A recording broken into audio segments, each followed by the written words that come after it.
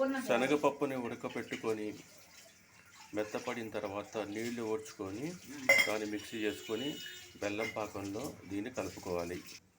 మినప్పిండి అంటే దోసపిండిని ఇలా చక్కగా సరిపోయే పాలల్లో కలుపుకోవాలి. ఇలా వేసుకోవాలి. పూర్ణం బూర్లు తయారు చేసుకునే విధానం. పూర్ణం బూర్లు చక్కగా ఉడుకుతున్నాయి, చూసారు కదా.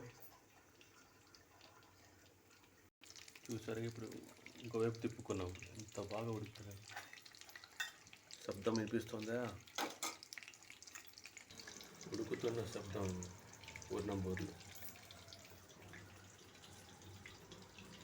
శనగపప్పు ఉడకపెట్టి ఓడ్చుకొని దాన్ని మిక్సీ పట్టి అందులో బెల్లం పాకు వేసి పక్కన పెట్టుకోవాలి.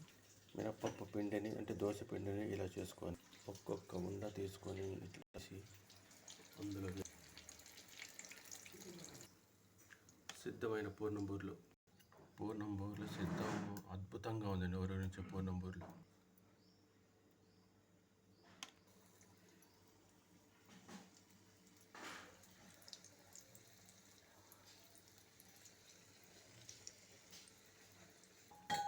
నోరు నుంచి పూర్ణం బూర్లు సిద్ధం.